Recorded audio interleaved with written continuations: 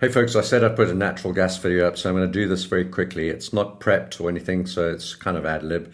This is the Henry Hub day chart we've got up here. It rolled over on Friday. There's the rollover gap. We rolled over from right at the bottom here. Let's have a look at that price. So we switched from the May contract to the June contract. So the May contract closed at 165 and the June contract opened up at 197. And it's dropped down a little bit, dropped down on Friday. So there's the gap up, that's the rollover gap. That's where we are in NYMEX. So we start a new month now at the new prices, the new contract. And if you're trading the ETFs and CFDs, the continuous products like UNG and Boyle and so on, or perhaps the Oanda broker, you'll have rolled over already, but the price will have gradually adjusted as the last couple of weeks went on until you got to this current price and then move down. So let's look at this chart. We're still below $2, so natural gas is generally still quite cheap. We've broken above this swing high and pulled back into it.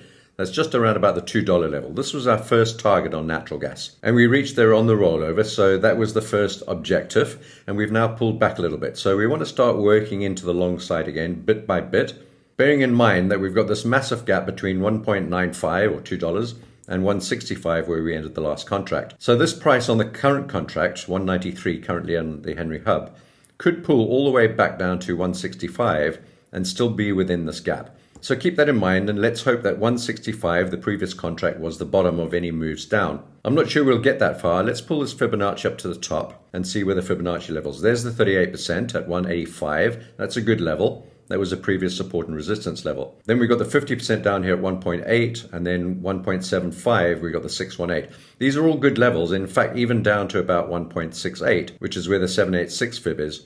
So we've got all the pullback levels. We want to be long. We're below $2. As long as we're below $2, which we are again now after hitting it, we want to stay long. And in order to do that, we need to define the pullback levels, which I've just done, 185, about 180, 175, and all the way down to about 168. So now, as long as we're holding above 162, I think we should remain long on natural gas. Of course, if we get below about 159, 160, then we're going to have to allow for a pullback to this year's low at about 150. I think, however, that this level at 160 is a pretty decent level. Let's get rid of the short-term Fibonacci, change this to a week chart, and I'll show you where this level is on the week chart. Once again, I'm going to draw a fib from this year's low from the bottom here, around 150, 151.